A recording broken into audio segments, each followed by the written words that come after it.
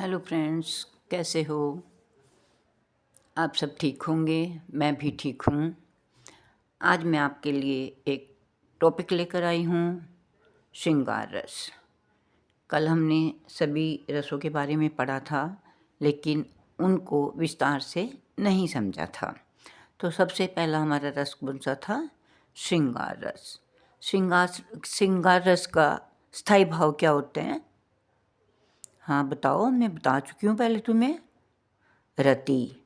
इसका स्थायी भाव क्या होता है? रति। तो आज मैं कुछ उदाहरणों के द्वारा तुम्हें ये समझाऊंगी कि श्रृंगार रस किसे कहते हैं और श्रृंगार रस में स्थायी भाव क्या होता है, कैसे होता है और ये क्या होता है और ये कैसे पैदा होता है। तो आज का हमारा टॉपिक क्या है? श्रृंगार रस। तो सबसे पहले हम करेंगे श्रृंगार रस की परिभाषा। श्रृंगार रस किसे कहते हैं? विभाव, अनुभाव तथा संचारी भाव के संयोग से अभिव्यक्त रति स्थायी भाव श्रृंगार रस कहलाता है। दोबारा सुनो। विभाव, अनुभाव तथा संचारी भावों के संयोग से अभिव्यक्त रति स्थायी भाव क्या कहलाता है? श्रृंगार रस। श्रृंगार रस के भी दो भेद होते हैं। कौन कौन से? संयोग और वियोग। संयोग श्रृंगार रस क्या होता है? जिसमें नायक और नायिका एक दूसरे से मिलते हैं, तो संयोग श्रृंगार रस होता है। जब दोनों एक दूसरे से अलग हो जाते हैं तो उसमें वियोग श्रृंगार रस होता है। तो संयोग, पहले मैं आपको संयोग श्रृंगार रस का उदाहरण देकर समझाऊंगी कि ये संयोग श्रृंगार रस कैसे है। जैसे मैं आपको एक उदाहरण देती हूँ। जैसे राम को रूप निहारत जानकी, कंकन की नग की परछाई, याते सबे सुधि भूल गई, करते की रही पलटारत नाही। इसमें जो है सीता जी जो है राम के सुंदर रूप को देखकर उस पर मुग्ध हो जाती हैं और शर्मा जाती हैं।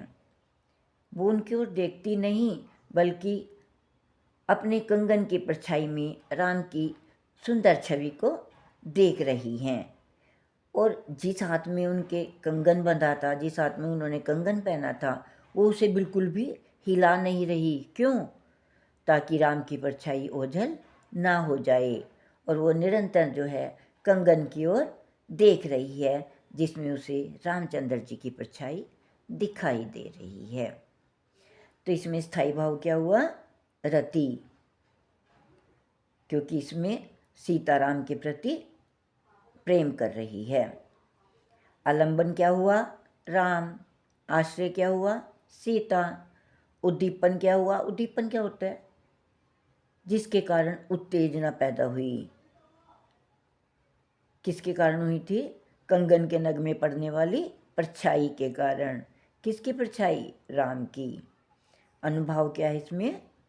प्रतिबिंब को देखना और हाथ को जो है एक ही स्थान पर टेक कर रखना। संचारी भाव जड़ता, कि वो वहीं पे स्थिर खड़ी हो गई। तो दूसरा हमारा क्या था? वियोग श्रृंगार रस। वियोग श्रृंगार रस किसे कहते हैं? जहाँ नायक नायिका एक दूसरे से अलग होते हैं, दूर होते हैं, तो वहाँ पर क्या होता है? वियोग श्रृंगार रस। इसका उदाहरण मैं आपको देती हूँ। जैसे मधुबन तुम कत रहत हरे, विरह वियोग स्थान सुंदर के ठाड़े क्यों न जरे। इसमें राधा जो है कह रही है किसको? मधुबन को। क्या कह रही है? कि तुम हरे भरे क्यों हो? तुम श्री कृष्ण के वियोग में खड़े खड़े जल क्यों नहीं गए? तुम अभी तक हरे भरे क्यों दिखाई दे रहे हो? कि श्री कृष्ण जी चले गए तो फिर तुम जले क्यों नहीं? यहाँ पर हरे भरे क्यों खड़े हो? वो अपनी विरह अवस्था को जो है यहाँ पर दर्शा रही है। तो इसमें स्थायी भाव क्या है? रति। क्योंकि श्रृंगार रस में हमेशा ही स्थायी भाव क्या होगा? रति। आश्रय क्या है? राधा। आलंबन क्या है? कृष्ण। उद्दीपन क्या है? मधुबन की सुंदर वाटिका। अनुभाव क्या है? व्यथापूर्ण संवाद और आक्रोश भरा प्रलाप। संचारी भाव क्या है? उग्रता, चिंता, मोह और विषाद। तो ये आज का हमारा था श्रृंगार रस। अब मैं आपको इसी के साथ एक बहुत ही शिक्षाप्रद कहानी सुनाती हूँ। ध्यान से सुनना है। कहानी हमारी आज है विक्रमादित्य से संबंधित है। एक बार क्या होता है, विक्रमादित्य अपनी हाथी पर सवार होकर अपने एक नगर से गुजर रहे थे। लोग जो है उनको देखने के लिए दूर दूर से आके सारे इकट्ठे होकर खड़े हुए थे। जब उनकी सवारी अनाज मंडी से गुजर रही थी तो राजा ने देखा कि ज़मीन पर कुछ अनाज के दाने बिखरे पड़े थे। अनाज के दाने देखकर राजा ने क्या किया, राजा हाथी से उतरा और अपने घुटनों के बल ज़मीन पर बैठकर उन दानों को इकट्ठे करने लगा और देखकर कहने लगा, ओ कितने सुंदर हैं ये दाने, ये तो हीरे हीरे हैं, हीरे ज़मीन पर बिखरे पड़े हैं, कितने सुंदर हैं। और ये कहकर उसने सारे दाने जो है इकट्ठे कर लिए।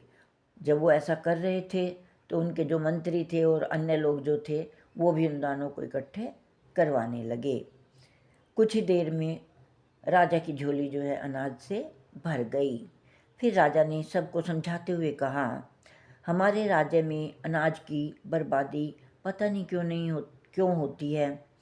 यदि हम अनाज की बर्बादी करेंगे, उसका अनादर करेंगे, तो अनाज भी हमारा अनादर करेगा और हमारे देश में भूखमरी फैल जाएगी।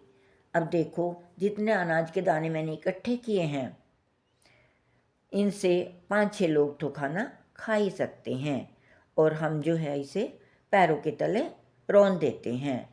उसकी बात सुनकर सभी लोगों ने एक दूसरे की तरफ देखा और मन ही मन में जो है उन्होंने ये प्रतिज्ञा की कि अब हम कभी भी अनाज बर्बाद नहीं करेंगे।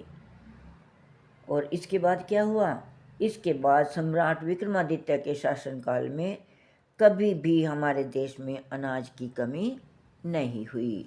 तो इससे हमें क्या शिक्षा मिलती है कि यदि हम किसी का आदर करेंगे, यदि हम किसी की इज्जत करेंगे तो वो भी हमारी इज्जत करेगा।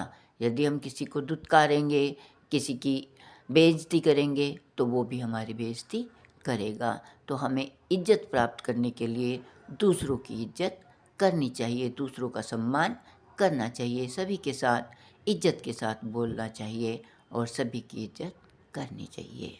धन्यवाद।